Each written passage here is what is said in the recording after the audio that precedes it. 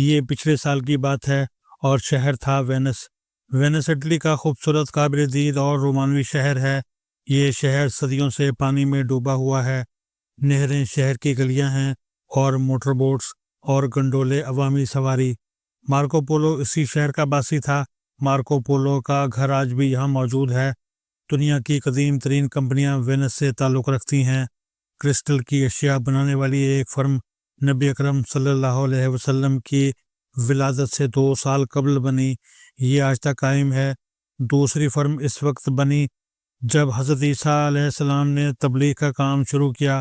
یہ فرم بھی آج تک سلامت ہے۔ وینس شہر میں دنیا کا قدیم ترین کسینو بھی ہے۔ یہ حیران کن شہر ہے۔ مجھے اس شہر میں 4 بار جانے کا اتفاق ہوا۔ میں پچھلے سال 2 دوستوں کے ساتھ وینس گیا۔ ہم شام کے وقت ایک ریستوران میں چلے گئے۔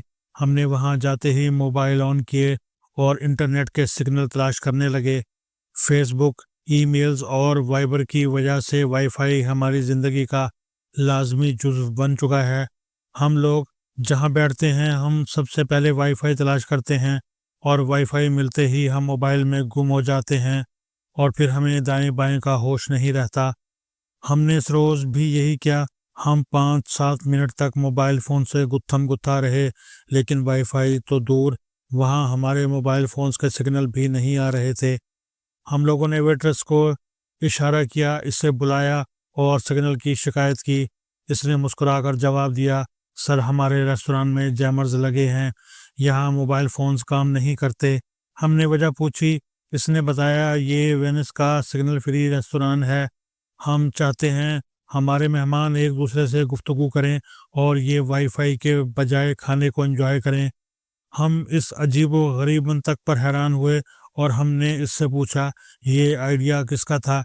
اس نے جواب دیا یہ ہمارے مالک کا آئیڈیا تھا۔ ہم نے کھانے کا آرڈر دیا اور ریستوران کے مالک سے ملاقات کی خواہش ظاہر کی۔ ویٹرس نے ملاقات کا بندوبست کر دیا۔ ریستوران کا مالک ایک نوجوان اطالوی تھا۔ میں نے نوجوان سے اس عجیب و غریب آئیڈیا کی وجہ پوچھی تو اس نے جواب دیا جناب ٹیکنالوجی نے انسان کو دور کر دیا ہے۔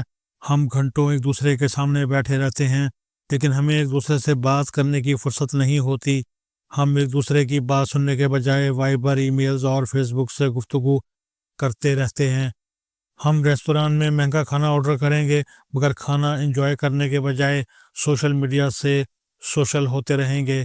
ہماری اس عادت نے ہمارا ٹیسٹ بھی برباد کر دیا ہے اور ہماری محفلوں کو بھی۔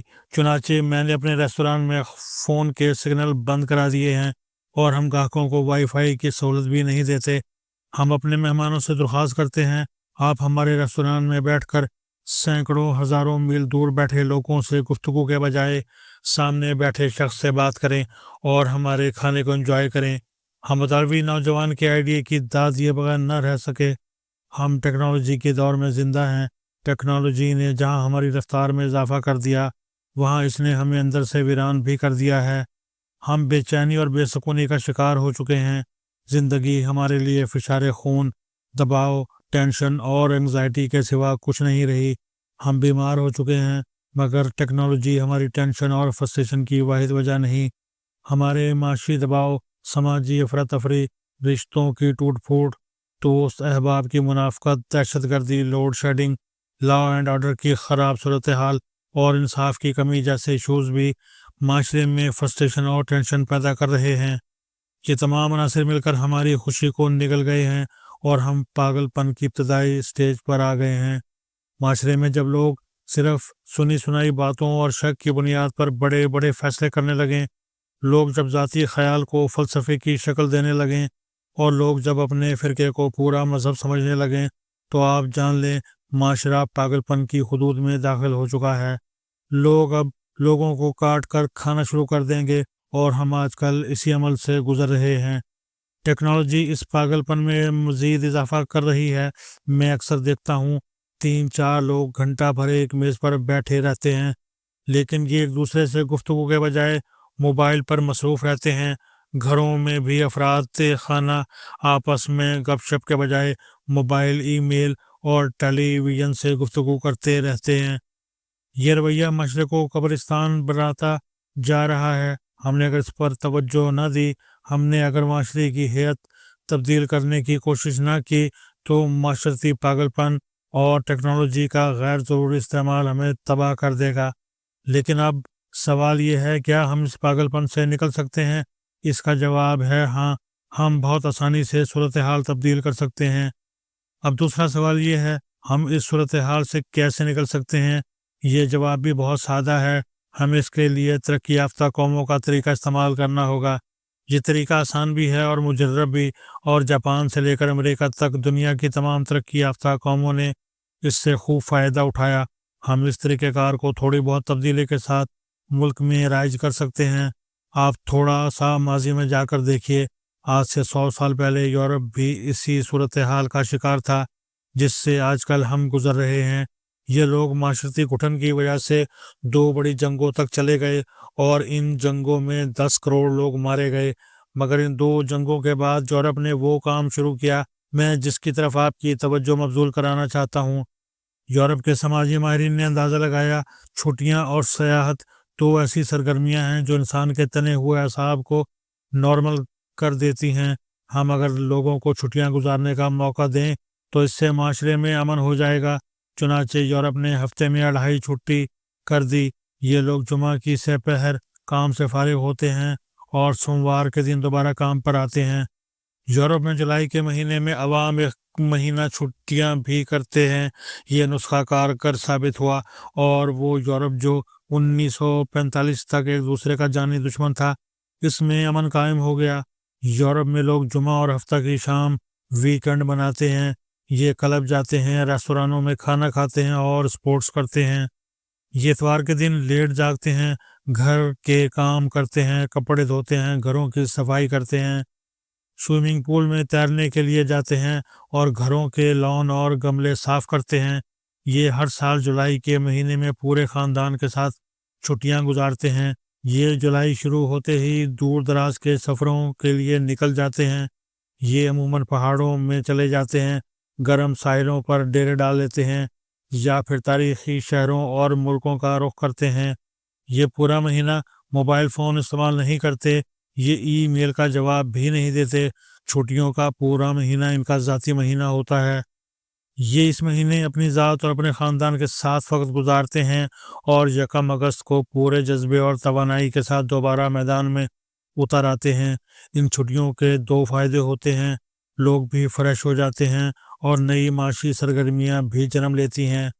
یورپ میں جولائی کے مہینے میں 15 کروڑ لوگ چھٹیاں گزارنے کے لیے اپنے گھروں، قصبوں اور شہروں سے نکلتے ہیں۔ یہ عارضی نقل مکانی $200 ارب کی نئی معاشی سرگرمیوں کو جنم دیتی ہے۔ یہ جوتوں سے لے کر ہوا بازی کی صنعت تک پورے کاروبار کو نئی زندگی بخشتی ہے۔ عوام کی ان چھٹیوں کو باقاعدہ قانونی حیثیت حاصل ہے۔ یورپ کے 15 ممالک میں وہ شخص، ادارے یا کمپنی کو قانونی چارہ جوئی کا سامنا کرنا پڑتا ہے جو کسی شخص کی چھٹیاں خراب کرنے کی مرتکب ہوتی ہے۔ ناروے میں اگر کوئی ملازم یہ شکایت کر دے، میرے فلاں باس کی وجہ سے میری چھٹیاں خراب ہو گئیں، تو عدالت باس کو جیل بھجوا دیتی ہے۔ چھٹیوں کے دوران موبائل بند ہو جاتے ہیں، اور یہ کھلے بھی ہوں تو بھی لوگ دوسروں کے موبائل فون پر فون نہیں کرتے۔ رابطہ اگر ناگزیر ہو تو یہ زیادہ سے زیادہ SMS کر دیتے ہیں۔ ہم بھی اس تجربے سے فائدہ اٹھا سکتے ہیں۔ ہم 1 مہینے کی چھٹی لازمی قرار دے دیں۔ جولائی یا اگست کے مہینے میں تمام سرکاری اور غیر سرکاری دفتر بند کر دیے جائیں۔ ہنگامی حالات اور انتہائی ضروری دفاتر اور محکموں کے آدھی عملے کو بھی چھٹی پر بھیج دیا جائے۔ ان لوگوں کو پابند بنایا جائے۔ یہ لوگ چھٹیوں کا مہینہ اپنے شہر میں نہیں گزاریں گے، یہ خواہ کسی گاؤں چلے جائیں، مگر یہ 1 مہینہ اس شہر میں نہیں رہیں گے جہاں یہ کام کرتے ہیں۔ تو مجھے یقین ہے اس ایک فیصلے سے لوگوں کی جسمانی اور ذہنی حالت بدل جائے گی، لوگ نارمل ہونے لگیں گے۔ دوسرا، میرا خیال ہے ہم اگر موبائل فون کا استعمال بھی کم کر دیں، ہم شام کے بعد فون بند کر دیں یا پھر اس کی آواز بند کر کے اسے کسی طاق میں رکھ دیں اور اپنے خاندان کو وقت دیں، تو اس سے بھی ہماری سماجی ٹینشن میں کمی واقع ہوگی۔ ہم میں سے کوئی شخص صدر یا وزیر اعظم نہیں ہے، اور ہمارا فون دنیا کو تیسری جنگ سے بھی نہیں بچا سکتا۔ چنانچہ ہم اگر اپنی زندگی میں امن پیدا کرنے کے لیے چند گھنٹوں کے لیے فون آف کر دیں تو کوئی قیامت نہیں آئے گی، کوئی شہاب ثاقب اپنے مدار سے نکل کر زمین پر حملہ آور نہیں ہوگا۔ ہم لوگ فون اٹھا کر ایسے پھرتے ہیں جیسے ہمارے فون نے دنیا کا سارا بوجھ اٹھا رکھا ہے۔ اور آخری بات، ہم اگر فلسطین سمیت دنیا کے بڑے بڑے مسئلے حل کرنے سے پہلے اپنی موٹر سائیکل کی سیٹ ٹھیک کرا لیں یا گاڑی کا سائلنسر ٹھیک کرا لیں تو بھی ہماری زندگیوں میں امن آ جائے گا، کیونکہ ہمیں منہ دھونا نہیں آتا، لیکن ہم پوری دنیا کے ٹھیکیدار ہیں۔ ہم زندگی میں کبھی گجر خان تک نہیں گئے مگر امریکہ کو فضا کرنا چاہتے ہیں۔ چنانچہ ہم فشار خون کا شکار نہ ہوں تو کیا ہوں،